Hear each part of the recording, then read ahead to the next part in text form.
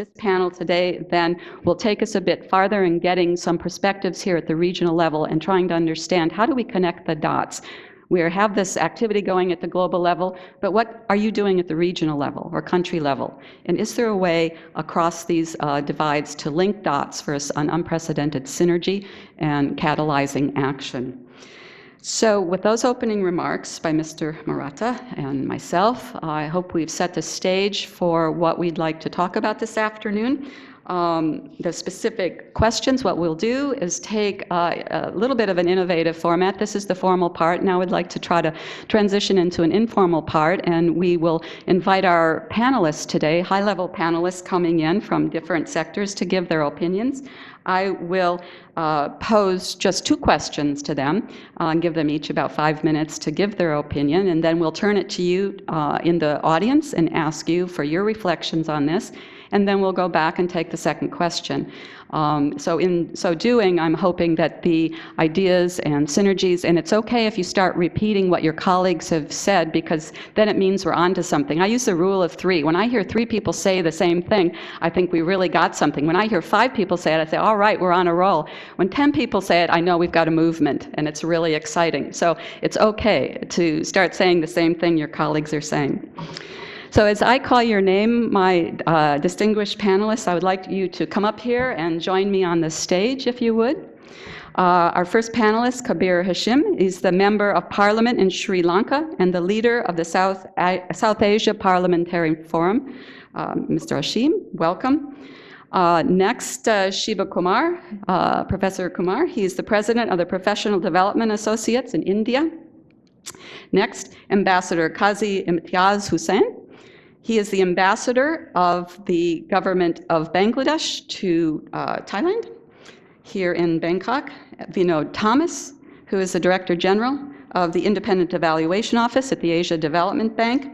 And finally, and last but not least, and most importantly, our dear colleague Natalia Kosheleva, who is the co-chair of Eval Partners and the president of the International Organization for Cooperation in Evaluation.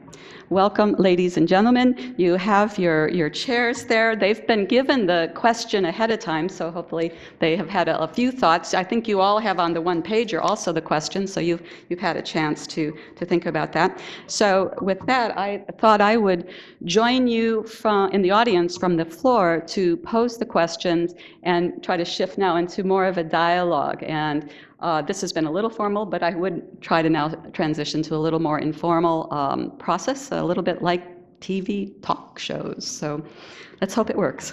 The first question we have for you today, and we'll just go in order in your response, is how can evaluation best contribute to the post-2015 development agenda, and what difference will it make in ensuring better accountability and transparency? So it's really about the role of evaluation in the post-2015 agenda and what your opinions are.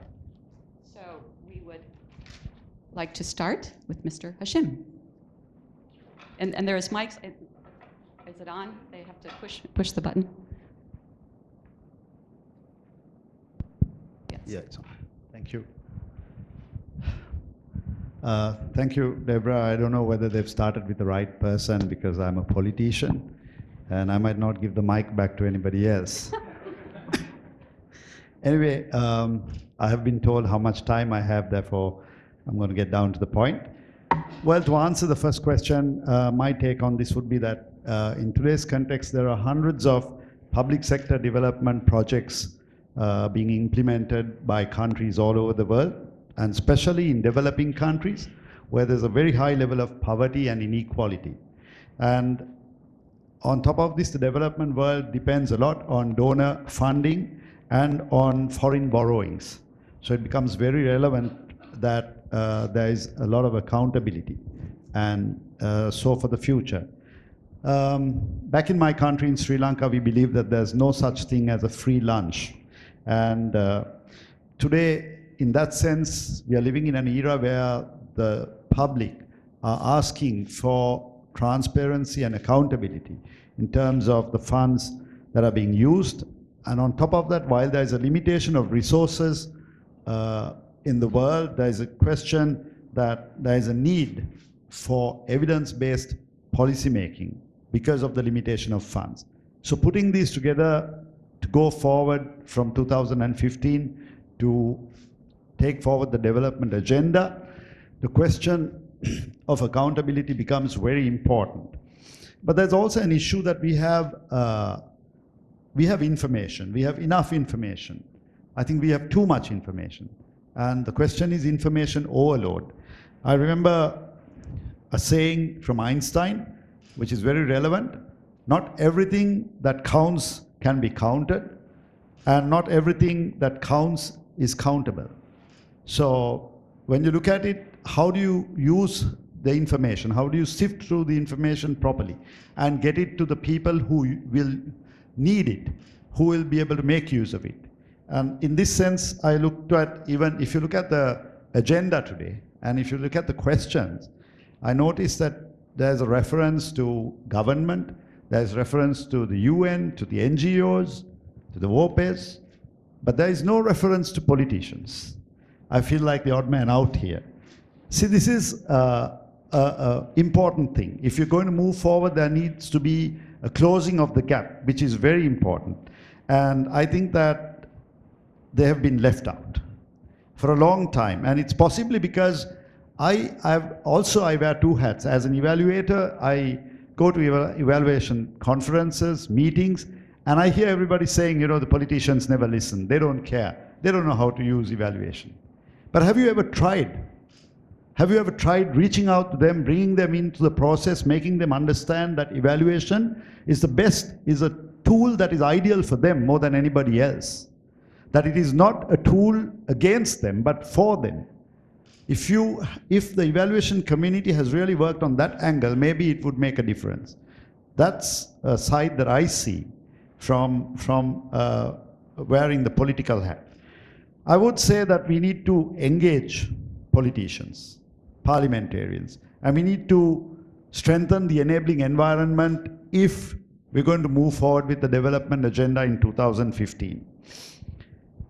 See, if at first an idea is not absurd, I believe then there is no hope for it.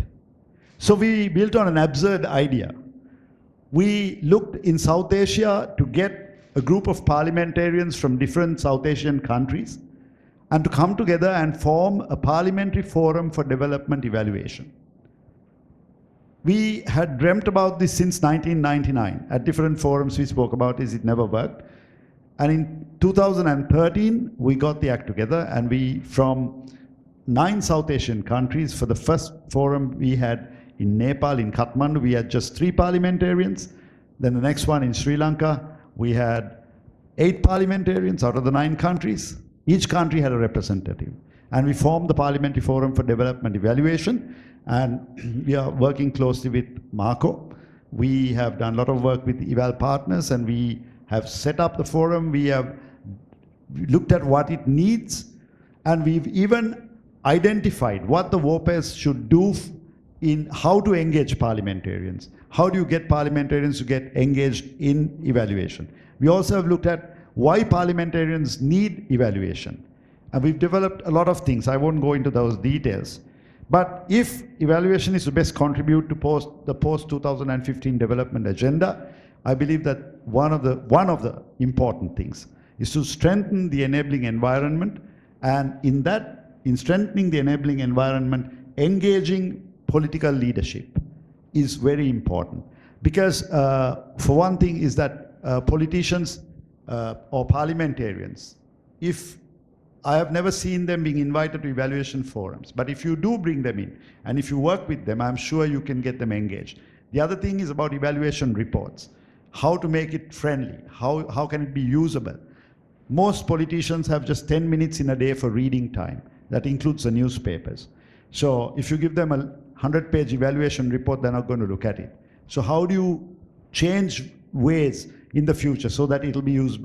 As Deborah said rightly, whatever you do, if it won't make a difference if what you've been doing is not being used.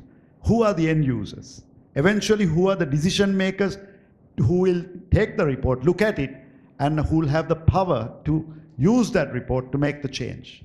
It's the political leaders. So how do you make them understand the report and use it? So if you're going to really make evaluation usable and effective in the 2015 development agenda, I think this is one of the challenges that we need to look at. Thank you. Thank you. Thank you very much, Mr. Hashim. Now I'd like to ask Professor Kumar to respond to the same question. Thank you. If you're looking at the post-2015 development agenda, I want to take stock of what has happened in the past 15, 20 years. And there are 3 or 4 features of development that there's growing consensus around what has happened in the last 15 years. The first one, of course, you have to begin by taking stock of globalization, because the last 20 years has really been the era of globalization. There has been a lot of progress. We have become more interconnected. We see growth taking place. We see economic affluence. We see production of goods and services. We are better informed thanks to media, technology. And in that sense, we see many of the benefits of a world and peoples who are coming together. But if you do a real stock taking of what has happened, I think there is enough evidence today to say that this higher growth, greater connectivity has not necessarily translated into better standards of living of majority of people. In fact, I'm reminded of the 1996 Human Development Report, which strongly argued that growth does not automatically translate into human development. And they identified several types of failures, and paradoxically, all of them are relevant today. The first one was this phenomenon of jobless growth, where you have growth taking place without the expansion of employment. We talked about voiceless growth, where growth can take place without really deepening democracy and giving power to people, for people to set local priorities and channel national resources into their needs. We talked about futureless growth, which is a real threat to the environment, that growth is taking place in many parts of the world with a complete disregard for what is happening to natural resources, forests, water tables, etc. And lastly, we talked about ruthless growth, which was growing inequality. And it's a phenomenon that has been well documented. In fact, Deborah used the word north and south. I think there is a growing north. If north means affluent and south means the poor, then I can say very confidently there's a growing north in the south, just like there's a growing south in the north. And I think this is really the paradox of globalization at this point of time. What globalization has done, and this is the second feature, is that it has increased insecurities in the lives of people. And today, for instance, the issue of unemployment, youth unemployment, is raging across every country, whether it is developed world, whether it's the Middle East, whether it's India. Young people are finding it extremely difficult to think in terms of economic security. Health is another area where good quality health is not available, not accessible, not affordable, and many families are driven into impoverishment just because you don't have health security. Today's newspaper talks about the IPCC report on the environmental threats that are looming large in front of this planet. And all these insecurities are giving rise to growing discontent. And this discontent is essentially against the state that has offered little by way of protection to people against downside risks. It has done little to empower people in terms of building resilience or enhancing their capabilities.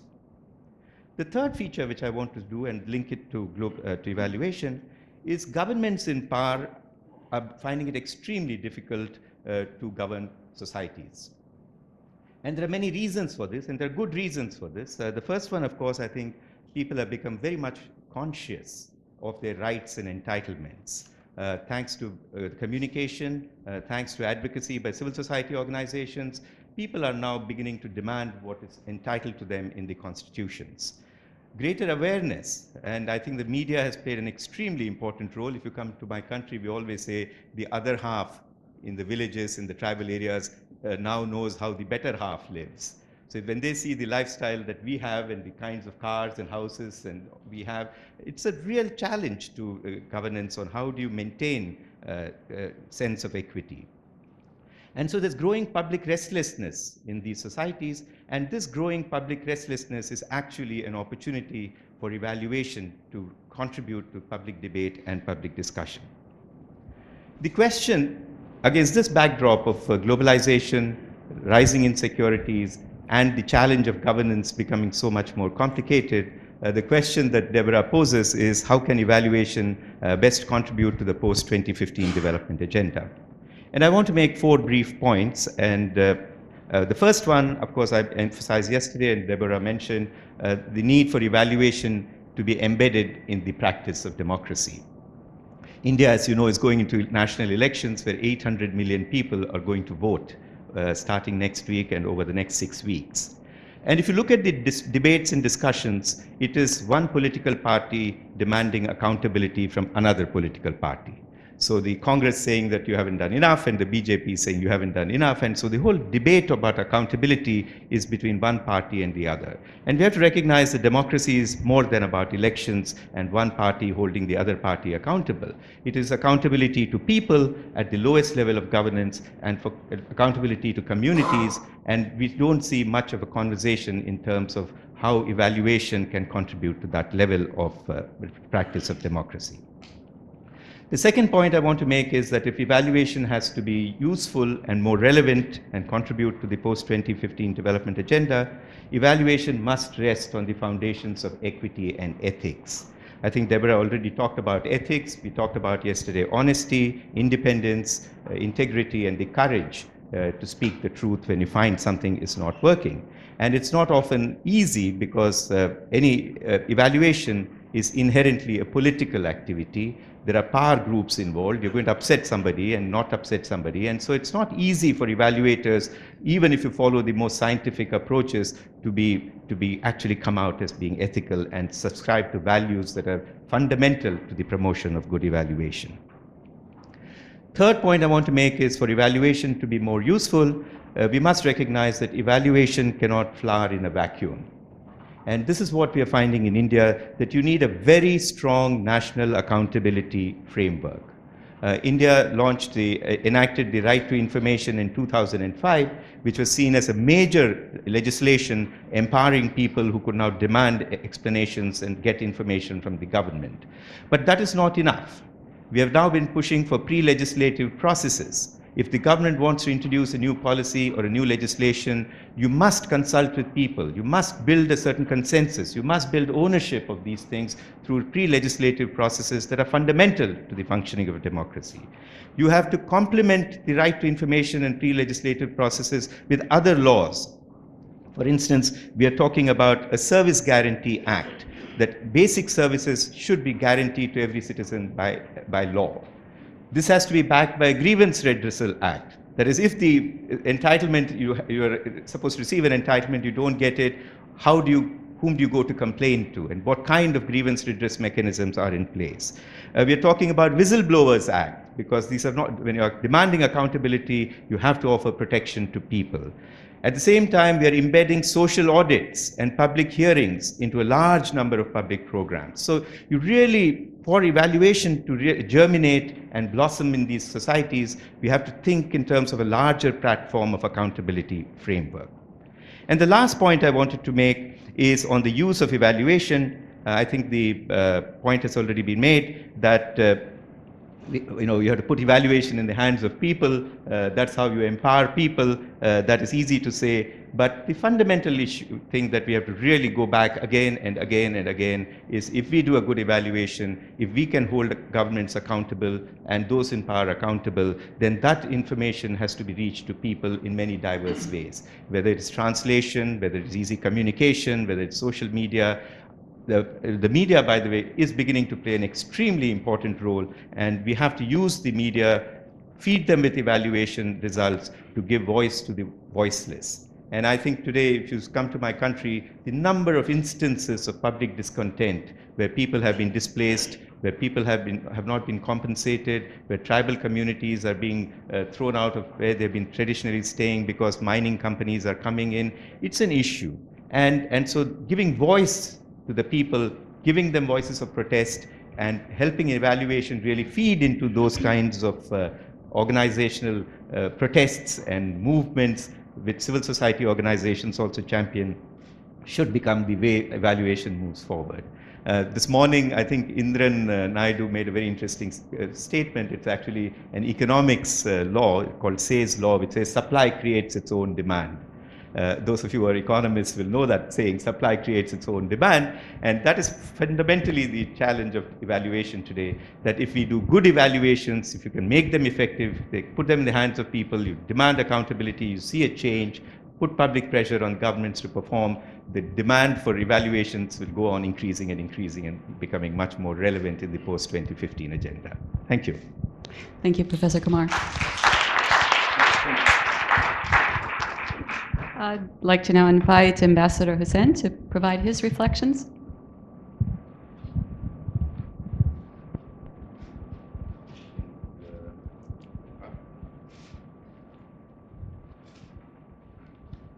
I think you just press it down. Okay, fine. Got it. Thank you. Thank you very much. I think my fear has come true for two reasons. One is before the start of the session, we had a small discussion where we were apprised of the way that we will be going and conducting this event. And I had said that I hope that I would be the first one to speak, because by the time my turn comes, everything that I would have liked to say would have been already said. But I was assured that nevertheless, you can go ahead and reiterate those points again.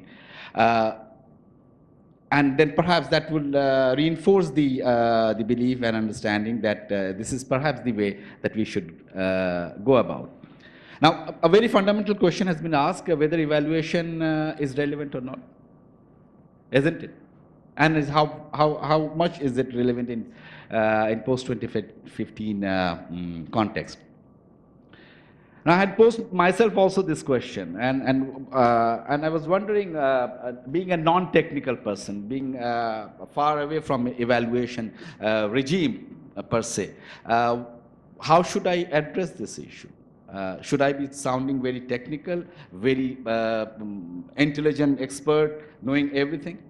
But then I suddenly remember that it's a very, very fundamental thing. It's like a birth of a child. Starting from the womb of a mother till the child is born.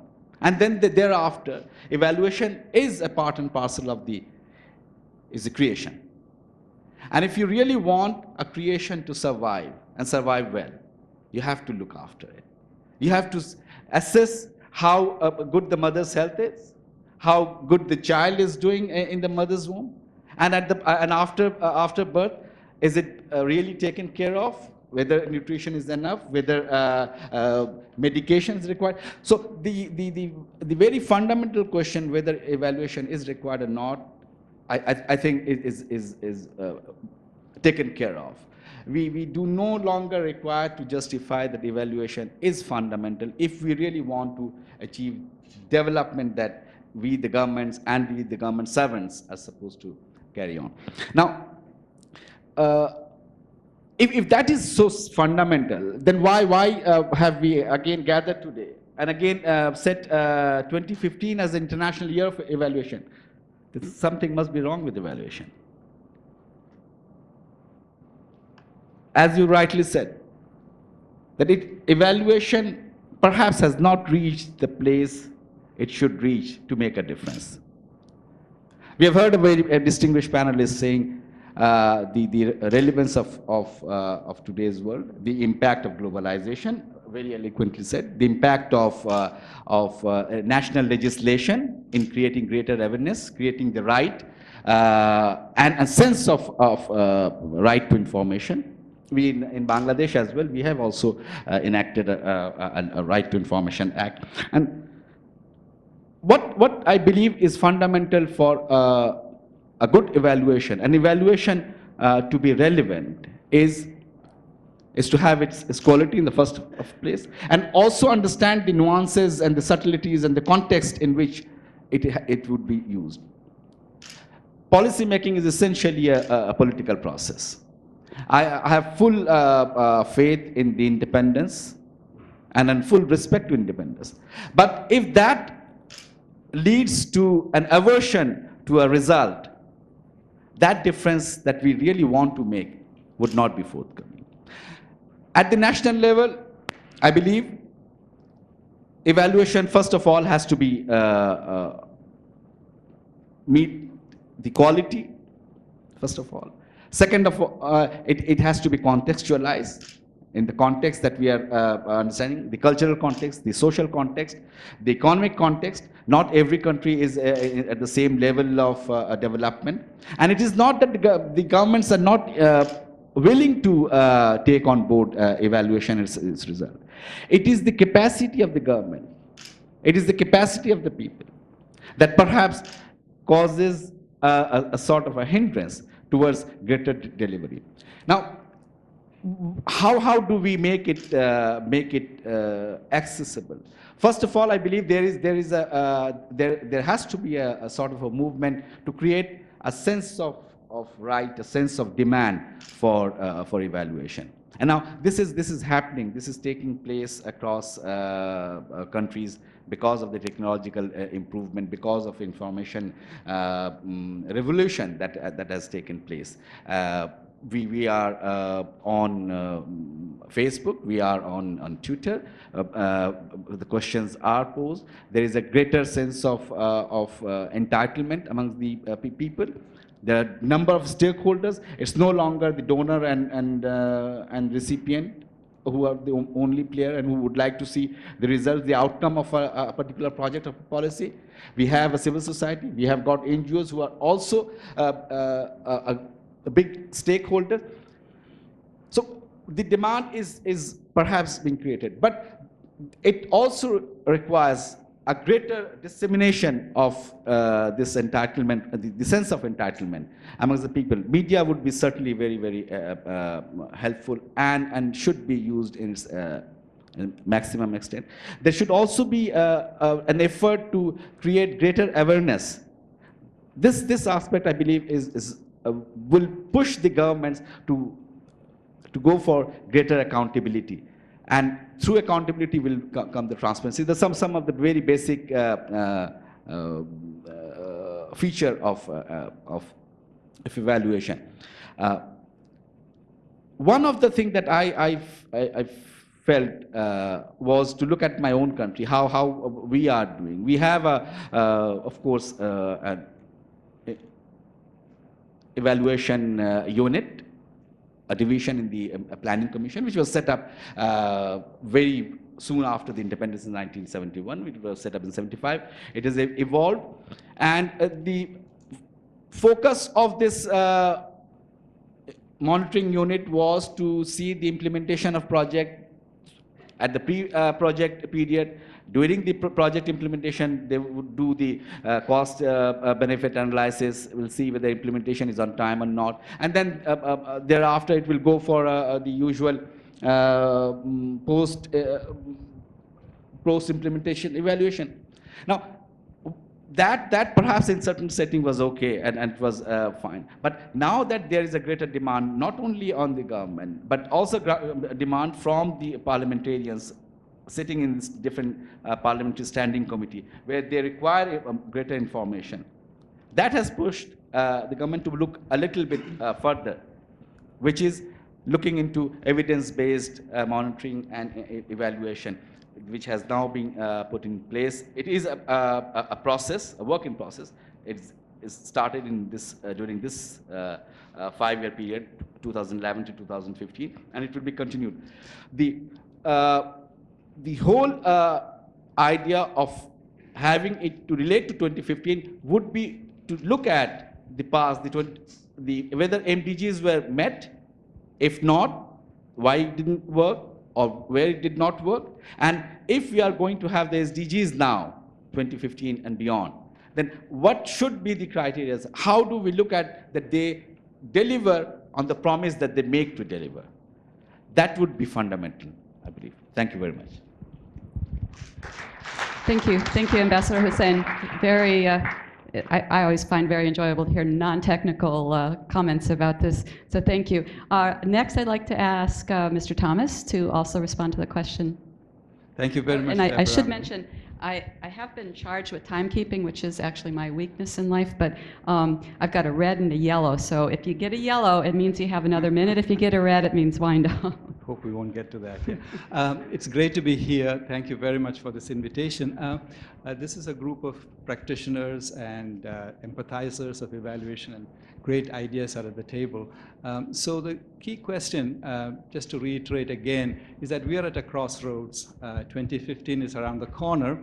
We've seen years of practicing the MDGs and looking ahead. The world is very different, some ways the same, but very different on fundamental aspects going forward. And so the record of the past, how it applies to the future and how it doesn't apply to the future, makes the task of evaluation difficult. Evaluation typically in a long-term sense has been an exercise of applying what you learned looking backwards. Some people even call evaluators a history department. Now, the lessons of the past may not apply to the future. Water is an example. If we did a great project in providing water, and then groundwater issues and pollution and coastal areas become the top issues, say in South Asia, some of the lessons of good projects of the past may not apply to the future. So that makes it harder, but I think Deborah's reminder to keep things simple holds. So if in my brief remarks, perhaps I can just pick up Mr. Murata's opening comments on the challenges, say particularly for Asia, but these are challenges for the world. We all have our list. They include political and socioeconomic considerations. But if I were to take three on the socioeconomic side, especially for Asia, South and East combined, the inequality issue is very, very strong. Rapid growth delivered a lot of improvements in poverty, particularly in East Asia, much less in South Asia. But nevertheless, the distribution has now approached the levels of Latin America. So there's a great convergence between Latin America and Asia on inequality. Latin America coming down, improving, and Asia getting worse. And that has implications for everything, including for growth itself. And then second, the citation of today's news on IPCC. It's a game changer. I mean, we could sit here and do all kinds of internal rates of returns of projects until the day is over. But the whole issue is shifted by the game changer of climate change. And so adaptation as well as mitigation, according to IPCC, will dominate the story of where we can go with the kinds of evaluation we do on project by projects, et cetera. The whole thing has shifted in scale. And then governance also was mentioned by previously. And if you take the three together, we certainly have a shifting agenda of great, great concern.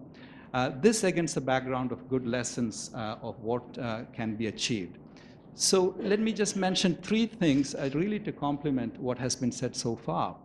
Among them, one, this is an evaluator's world right now, this afternoon. So the question of what approaches really have promise to help in underpinning the post-2015 agenda. First, one could ask, just monitoring, announcing, targeting, do they make a difference? MDGs were announced, targeted, and followed up. Did they make a difference to what would have happened without that? So we did a very humble study on that. This requires a real careful analysis. Humble because it's hard to do a good sampling because all countries belong to the group in the sample of those who were part of the MDG agenda. So it's hard to say who did and who did not. But nevertheless, on financing, it did make a difference. And on achievements of the goals, there was some difference, but it was hard to say that MDG announcement and tracking and then comparing across the world was a decisive factor per se. Nevertheless, I take away from this the sense that public announcements, presentation of the findings, just straightforward monitoring, they have a place. They are important, they matter, but that by itself isn't the end of the world. So second, we turn to assessment of what was said and how did you do. I think Deborah talked about doing things right and then doing the right things. So let me put this in the bucket of doing things right, efficiency, doing things just well. So if you've said that I'm going to build 80 kilometers of road and you did it well on time, the procurement, disbursement, et cetera, were good, you give high marks and do well. Now that clearly has a role. We spend a lot of time on that, but that's not enough. As Mahatma Gandhi said, you could run very fast, but that doesn't mean anything if you are going the wrong way. So we get to the question of doing the right things. Here, I think, frankly, evaluators have difficulty because you are not at the table of doing the right things. Politicians, as you correctly said, MP, are not in the picture. Even finance ministers are not in the picture often. I think I've been to endless environmental meetings and we speak to ourselves. But the environmental minister the finance minister who has to be at the table is often not there. And so doing the right things would have to be a big part of the equation. There isn't enough time to go into that. So let me just take two aspects quickly of the lessons of experience and what makes a difference to the really successful and real bombs when we come to development experience. One thing on the successes, it stands out, is that, and we come to this in the second question as well, people working across boundaries really is a big deal. And the reason is not just the good feeling that it creates, it's the complementarities. ADB, the institution where I'm currently working, is specialized to a large extent on infrastructure. And we find in evaluation that infrastructure projects do well when they are connected to health and education. And it seems like an obvious thing, but it's so hard to work across boundaries with people who speak different languages, and let alone other agencies, to get those outcomes. In fact, when I did this at the World Bank, we found that 40% of the sanitation projects didn't mention health as one of the main benefits, right? So complementarities across A, B units and organizations and subject matters will do wonders to lifting the whole game on project outcomes. Not more time to deal with this, so let me go from complementarities to the other aspect, which is innovation. And that is to say, I gave the example of water, that what may have worked in the past, you are tempted to do repeater projects, the 10th highway project in China, or the 7th water supply in India. Well, I think evaluators may give high marks for that because they will do well against the basic objectives, but in terms of the needs of the next 15 years, not necessarily. And so you have to innovate. Do we give incentives for innovation, or we actually discourage them by giving high marks for repeater projects? So this is a tough question because the techniques are not there, the tools are not there. But let me just take one example, especially triggered by a lunch conversation with a colleague, of how innovation could be a make or break thing. Natural disasters are really here in a big way in Asia and elsewhere.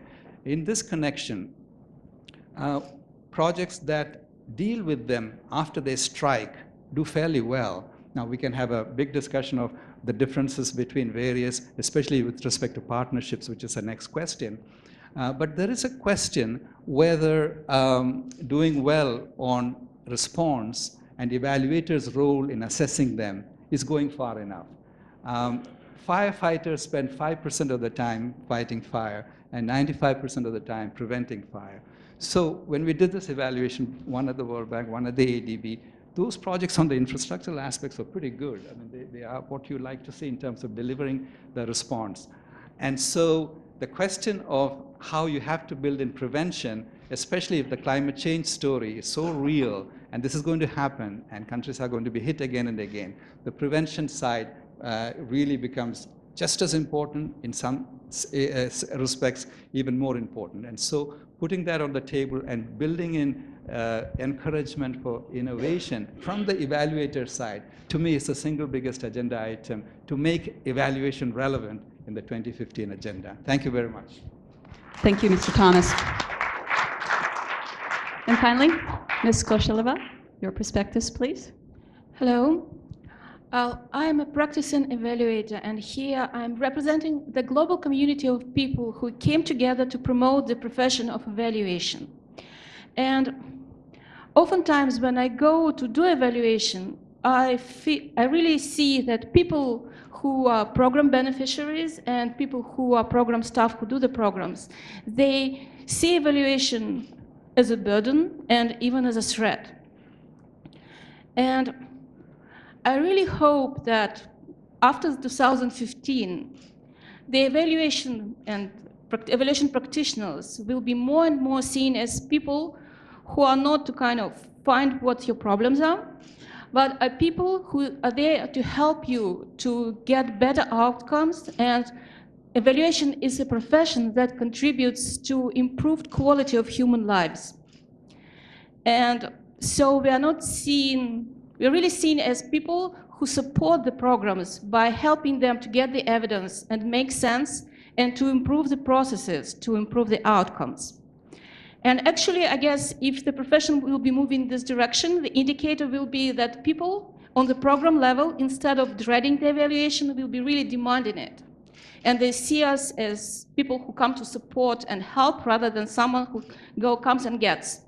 And I think if we want more innovation, this is really the way to go, because accountability is good, but to some extent, it depends how you evaluate, how you find it. But if you want people to be daring and kind of experimenting, you really need to help them with data analysis and improvement. They're really looking at what they're doing wrong. So I really believe that evaluation has a lot to contribute to the world, but really more like partners in development rather than inspectors.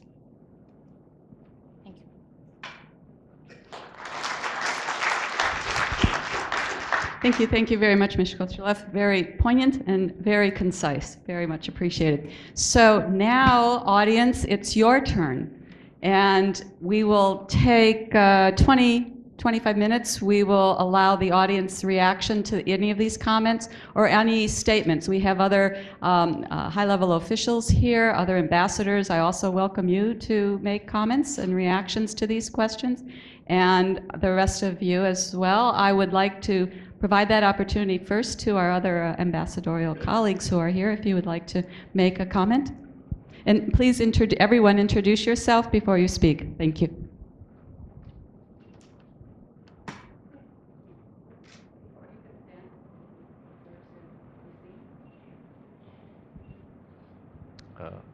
Hello, I'm Suhail Khan. I'm the ambassador of Pakistan here in Bangkok, and it's a real privilege and honor for me to be present here today in this August gathering and learning a lot from very distinguished and informative audience panels members. I just wanted to thank the UNESCAP and the whole UN team for organizing this wonderful event.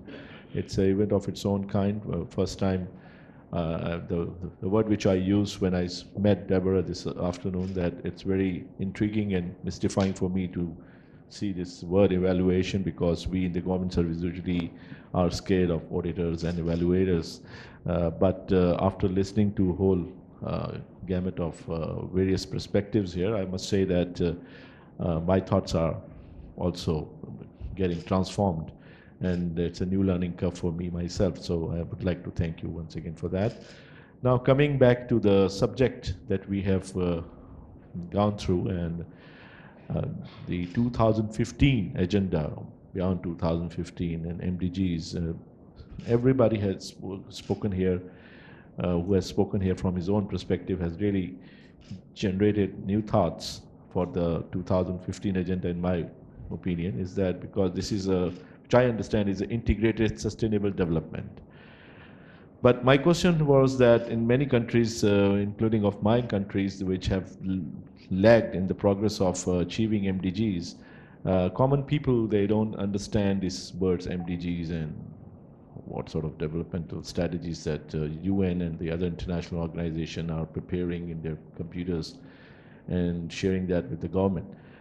My own question was that people would like to know what the organization like UN is going to transform from political military institution to a social economic development institution, which in itself will be transforming the whole world global agenda in coming days, because I think that is very important for UN as an organization to really come up, because the evaluation of your achievements or anybody's achievements on the field, whether it is government or UN, can only be measured if there is a regular, information available, as somebody has said here, in different areas about what was announced and what was achieved.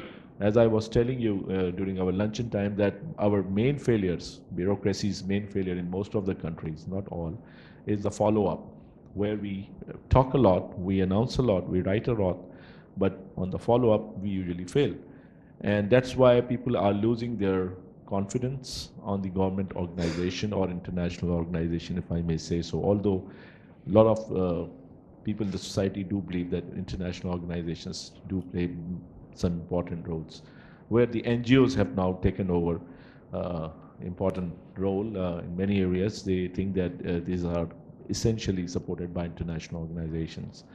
So what I would like to ask, maybe a thought here, that if maybe some sort of follow-up, like for example, natural calamities hitting any area of the world or in this region or other parts of the world, if something has happened and we would like to know what the international organization and the government together are doing to rehabilitate that area, that people who have suffered from in that area, what will happen after 1 year if somebody can go down from the international organization like UN and inspect that what has been achieved out of what was said or committed. That's number one. Secondly, I was told that and please correct me because I've never had a chance of involving or engaging myself with or melting myself with the UN. So UN usually doesn't make a lot of financial commitments with the government on certain projects, but they facilitate. Especially, I was told in the UNSCAP that on the socio-economic development side, fields like transportation, energy, which are big things for the region, and developmental side of the common poverty, fight with the poverty, inequalities that we were discussed here today. The UN can facilitate bringing the countries together, and it's their own budgets that they have to work out and help some third country or work within that system. What jurisdiction then the UN or any other international evaluator will have to say that this thing has not been achieved or this thing has not been done? So you have, as the Professor Kumar has very rightly said, that supply creates its own demands. So I would like some ideas like this to be discussed if the other members of the hall can join me in further expanding these ideas. Thank you. Thank you for those comments. Very, very interesting perspectives, and we'll see what we can do in the discussion. Other comments? Did our colleague from, yes, would you like to make? Okay, so let me open the floor. Yes. Do we need people to come to the microphone, or there's two microphones in the center of the room, or else they're handing out too. Okay. I'm Abdul Alim. I'm from Philippines, evaluator in my previous life, now program manager. I just wanted to get back to what Professor Shiv said about downside risks. And I think we have touched on disasters, but I think we haven't paid enough attention to conflicts. I think that with what is going on in the Middle East and Ukraine and other parts of the world, I think that we perhaps are going to see likely the rise of conflict across the world, and it is already shaping up as a large trend. When you look at the three fundamental building blocks of the UN, development, rights, and security, we haven't had enough discussion on security, especially evaluating security. There are lots of UN missions around the world which operate in a hybrid situation. For example, you have humanitarian relief going on in Central African Republic, and there are existing UN missions which have to look after peace building and conflict resolution, and also on providing security, like the French troops. But I haven't seen evaluators looking at that carefully and saying, what is the attribution of peace building and or security work on humanitarian relief or development work? Or stand alone by itself, has that been successful? What is UN's future role in ensuring that there's preventive work that is going on, and then when and if UN does work on conflict resolution, has it been effective in doing that or not? I think this is a major developing issue that we need to look at carefully. I definitely thank you very much for that question. That's a question actually I have to wrestle with every week of my professional life in the Inspection Evaluation Division oversight. I have the oversight responsibility of peacekeeping, UN peacekeeping. It's an $8 billion operation, and I have 3 staff, and they have 3 staff. So it's a profoundly under-attended to, under-resourced area that I didn't understand how it could be so limited as I came to the UN Secretariat just 2 years ago. And I'm starting to understand a little bit more. And as you can all imagine, it's a lot of politics in evaluating the effectiveness of peacekeeping. But just because it's hard and political does not mean we should not be doing better at it. And so I'm very much glad that we will be having a new member of UNEG that will be the Peace Building Commission Office that I hope we in UNEG start talking a little bit more about evaluation in the peace and security arena, because it's been absent in UNEG as well as the UN more broadly. And evaluators do have a role to play, and a critical role to play, but we're not talking about that enough yet. So sorry, I didn't necessarily want to respond, but I couldn't help it because that's a very, very important gap that we're working on in different groups. Let me open up for more. Yes. Oh, yeah, and let me take up here, and then we'll come back there.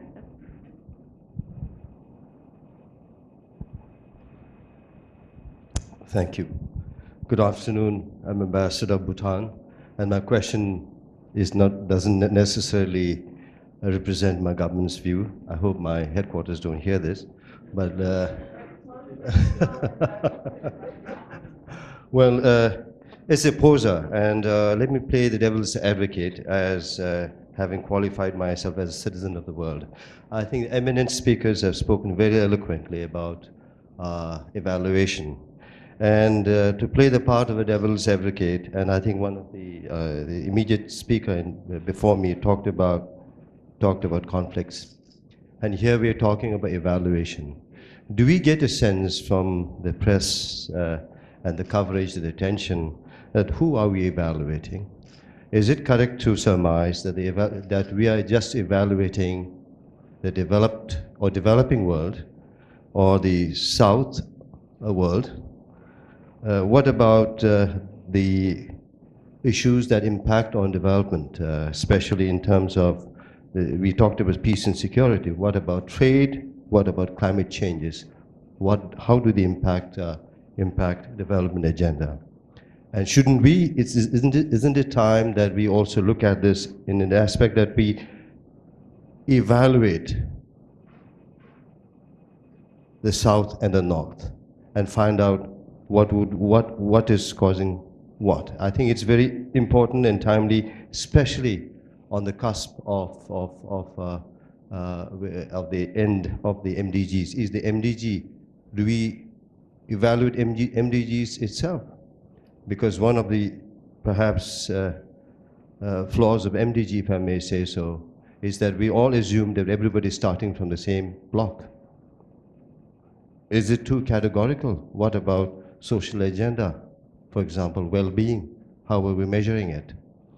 So isn't it time perhaps that as we are at the threshold of a new development epoch, if I may say so, should we also look at the cause of some of the vexing problems of the world? So therefore, to come back to what I was trying to say, is as we evaluate, is there a need to do a more balanced evaluation and find out what do we do about the outcomes of the results of the evaluation?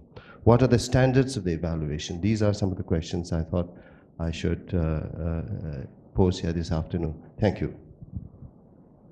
Thank you very much. I'll take one more question and see if the panel has any reaction. And so back there and then up here, Robert, yes? Can you give him a mic?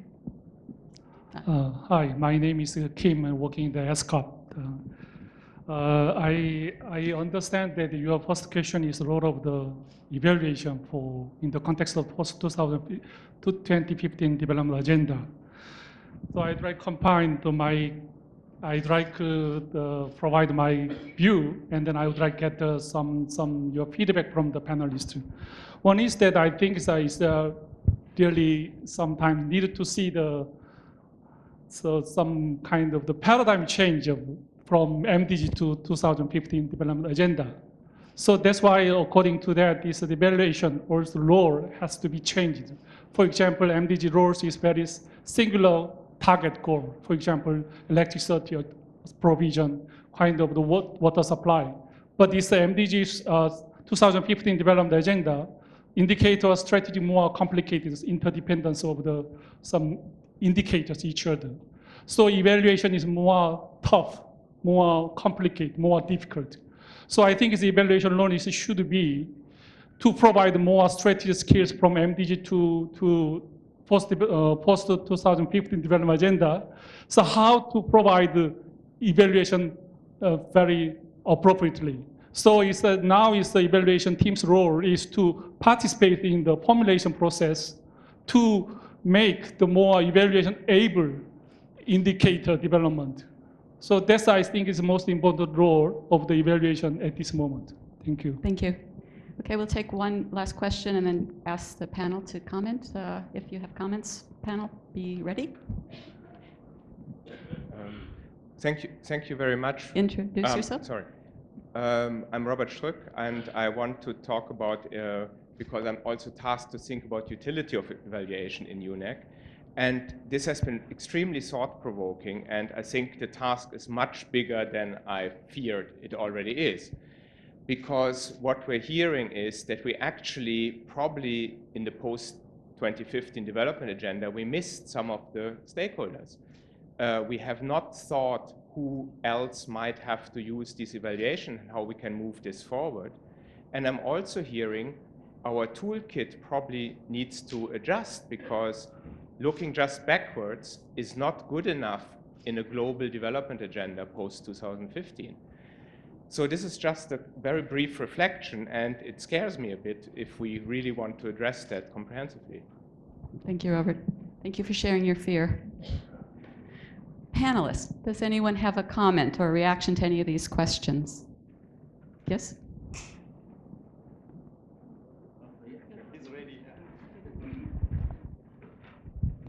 Actually, thank you very much. Actually, the diplomats are paid to be ready at all times, 24 hours job. So whether they make sense or not will be the first. And my fear was again that perhaps something that I would try to say would have been said. So that's why I took basically, without referring to the questions, I must say very thought-provoking questions have been posed. And these relate to two fundamental aspects of evaluation, and also how we look at evaluation. One of the aspects that whether this evaluation process is comprehensive enough. This is relating to the question posed from the middle of the gentleman, and whether the aspect of security conflict are properly addressed. Perhaps it is not, in the sense that we see, and that could be because the traditional approach, if we may say, of evaluation here is that it is development centric, and with development we want to see a seed is sown, whether it comes out with a paddy or not. And it ends there. But the other impacts of environmental impacts, and environment I mean not only climate, I mean the environment in which we are living, that it has an influence and impact on development, and it has a crucial impact, should also be factored in one way or the other. So I believe this is an aspect that needs to be thought into, and the other thing that I was wondering is how widespread the outcome of the evaluations are made known to. I mean, if you ask me honestly, in our interaction at the regional level, only occasionally, I mean once in a year, we are asked, requested to come and sit with your team coming from New York, and I say, how effective do you think this work is? Do you find effective? Sometimes we are nice enough not to say very critical thing. Sometimes we genuinely feel, and then those are good work, and we appreciate that. But in the process, if you want us to see and take on board the essence of evaluation, I have never come across a debate or a discussion where evaluation is an agenda of discussion. And that brings to my own comment that the evaluation, is it comprehensive enough? And I refer here to the devil's advocate, my very good friend, Ambassador Wangdi, Kisan Wangdi of Bhutan, that are we again very limited in focusing evaluation? Whether we are also not required to look into the broader aspect, which will mean that we are looking at that this fund is provided, this fund is supposed to deliver this much, whether this has achieved or not, and the final result is yes, no, very good. Perhaps these elements may also need to be built in, and in that process it would be important that the country-led evaluation process is encouraged more and more. It is perhaps a donor-led, and we have to accept this reality that the large part of fund which is or even policy directives, it is top-down. Top-down means not only at national level but regional and international level, at global level. So the assessment necessarily points to or tries to find out whether the decision made was the right decision or not, and look at the efficacy.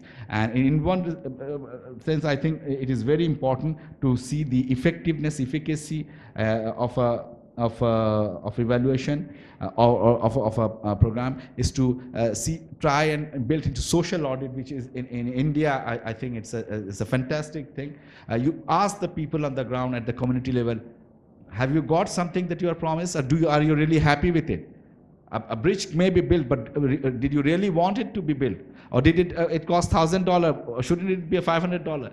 I mean, social audit, it's something that should get greater attention and focus perhaps in this entire debate. Thank you very much. Thank you for that comment. And I have a comment immediately for you. Then following this opportunity in this panel, will you go back and ask that evaluation be part of your agenda, different meetings, that you'll ask that there needs to be an evaluator at this meeting, or the topic of evaluation should be on our agenda sometime this year at one of our meetings? Will this influence you to be more likely to think about doing that? Yes, of course. If that opportunity comes, and if that is because something here we are talking possibly apart from the practitioners and the experts here, we're talking in air. Not necessarily understanding the entire process of how evaluation and what value does it carry. So if there is an ongoing debate, and here your first question was, how do we relate to 2015? Whether 2015 is worth enough for to look at under and putting it under the telescope or microscope is something that we have to understand. And that understanding would come through evaluation, and unless that process is built into this entire whole agenda, it will be a one-off event every year. End of the year, there will be evaluation reports. Somebody who will read, only those who understand, and those who want to make a difference, they will never get it. As our distinguished parliamentarian did say, politicians don't have more than 5 minutes, 10 minutes of reading time. Thank you very much. Thank you. Thank you. I think those are really good points. The issue of evaluation, I find it really interesting to hear him say evaluation just doesn't come up. So an indicator for me that evaluation is contributing what it should be contributing and things are changing is that next year when we meet, you say it actually did come up, and for more and more venues, evaluation does come up as a topic. Evaluators are at the table, and that's what we want to see more of. Your point that maybe it's not comprehensive enough, I think that's something that could take a long time to discuss, and we will certainly pick that up again throughout this week in our meetings as we reflect on what all of you are saying. We're very much listening, and we'll carry these things through as evaluation as we meet this week. And the notion that I know I've heard over and over and over as I try to promote the process is that evaluation is a donor-led thing. And it's what a donor does to you when they want to cut funding. And I almost hear that verbatim, so much so that it's become really clear that that's been a prevailing notion, and that what we would like to see is a real sea change, a real perceptual shift that's genuine, that evaluation isn't just something someone does to you, but it's something that you own. So an indicator of that for me is a year or 2 years from now when we start asking people who previously would have said it's something that donors do to you, say it's something that we feel, as Natalia said, it's something that we own. It's evaluation is something good, and we can't do our job without it. So that would be an indicator for us.